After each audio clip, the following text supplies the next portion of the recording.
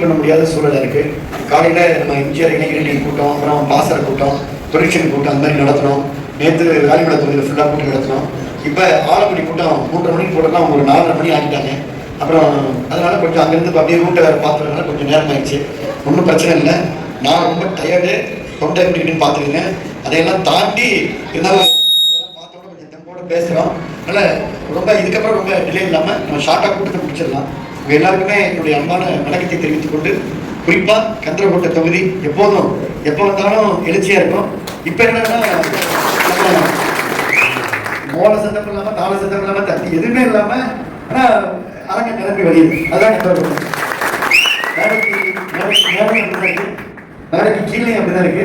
சைடில் பாருங்க 10ஆம் வெளியே சேர் போட்டுருக்காங்க. அதுவும் 10ஆம் இங்கேயே ஆள் நிற்குது, அங்கேயே ஆள் நிற்குது. பரவாயில்ல.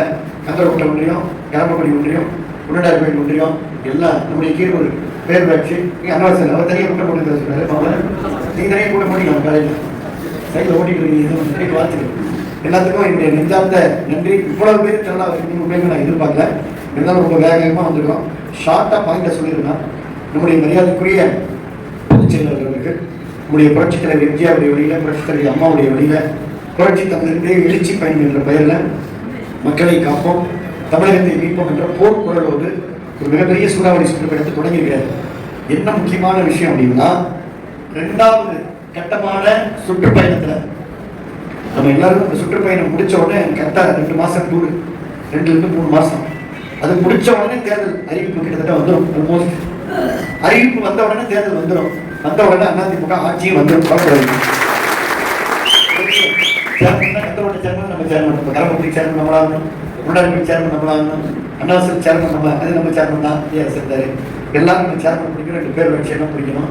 நம்ம அப்படியே முடமுடன்னு கரை போட்ட வேட்டியை நல்லா கட்டிக்கிட்டு, நல்லா கட்சி போட்ட சட்டையை நல்லா போட்டுக்கிட்டு, ஜம்முன்னு தாலுக்கா ஆஃபீஸில், யூனியன் ஆஃபீஸில் அவர் அண்ணன் கிட்ட கவுன்சிலர் மீசி நல்லா முறுக்கி விட்டு தெப்பா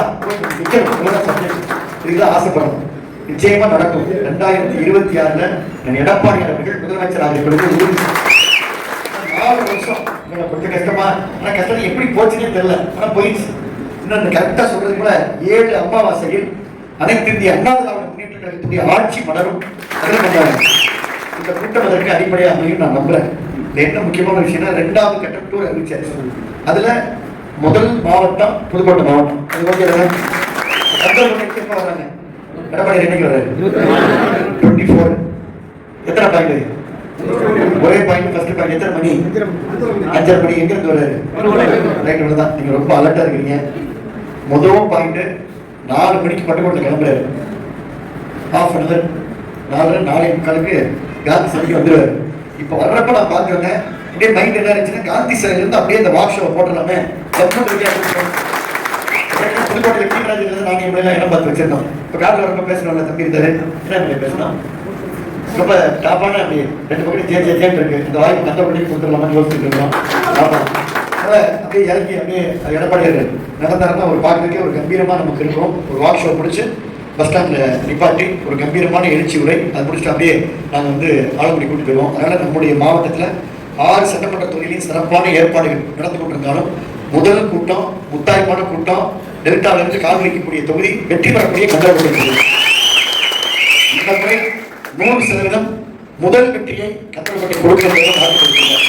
அதனால் அதே எழுச்சியோட நம்ம நீங்கள் எல்லாரும் என்னன்னா, நாளைக்கு காலையில் கந்தரகோட்டையில் கடைகளில் கேட்பாங்க, என்னப்பா அப்படின்னு. உங்களை கேட்கக்கூடாது.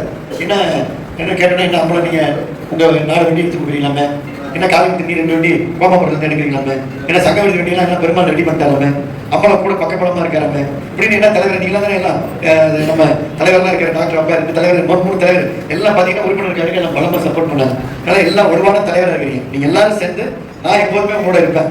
இருந்தாலும் கூட நம்ம வந்து ஷார்ட்டாக சொல்லிங்கன்னா பெரிய மேலே நம்ம போட்டுறோம். அது ஒன்றும் பிரமாதம் இல்லை. அதில் மிகப்பெரிய கச்சேரி, நீங்கள் விரும்புகிற கச்சேரி, எங்கே கச்சேரி மேஸ்திரிக்கான பாப்பா ரெடியா?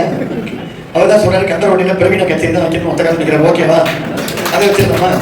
அப்போ கைத்தட்டி கம்மியாக இருக்கு. வீக்கெண்ட் அதான் சொன்னார். நீங்கள் என்ன சொன்னீங்கன்னா அவங்க கச்சேரி வச்சிடலாம். அதே போல் ஒரு கிட்டத்தட்ட ஒரு 250 லைட்டை நான் ரெடி பண்ணிக்கிறேன். எதுக்கும் நீங்கள் பகல் தான் இருந்தாலும் லைட்டு, பெரிய பைப்பு, கொடி எல்லாம், பெரிய பேட்ச்சு எல்லாம், இது மைக் செட்டு, ஜென் செட்டு எல்லாம், அதெல்லாம் ஒரு விஷயமே எல்லாம் பெரிய பெரிய 36 அடி பைப்பு, பலூனு, கையில் பிடிக்கிற தட்டி எல்லாம் பிரமாதமாக எல்லாம் அனைத்தும் ரெடி. அதெல்லாம் நீங்க எந்த கவலையும் பட வேணாம். ஏன்னா மைக் எங்க வைக்கிறது வயரங்க எல்லாம் நாங்க பாத்துக்கிறோம். அப்புறம் நான் என்ன பண்ணணும் கேட்குறீங்கன்னா என்ன பண்ண நீங்களே சொல்லிடுறேன். சவுண்டா சொல்லுங்க. ஆட்களை போட்டுக்கணும். அது யாரு நான் நீங்க கொண்டு முடியும் என்ன பண்ண ஓகேவா? இவ்வளவுதான் சப்ஜெக்ட். அதனால இது எல்லாமே பிரம்மாண்டமா பண்ணிடுறோம். ஆனா இவ்வளவையும் பிரம்மாண்டமா பண்ணா மூத்த கிடைச்சா ரத்தன என்ன சொல்லுங்க. இதெல்லாம் பண்ணா இதுல நல்ல பேர் நிறைய தட்டி கந்த ரோட்ல வச்சிருந்தாங்க.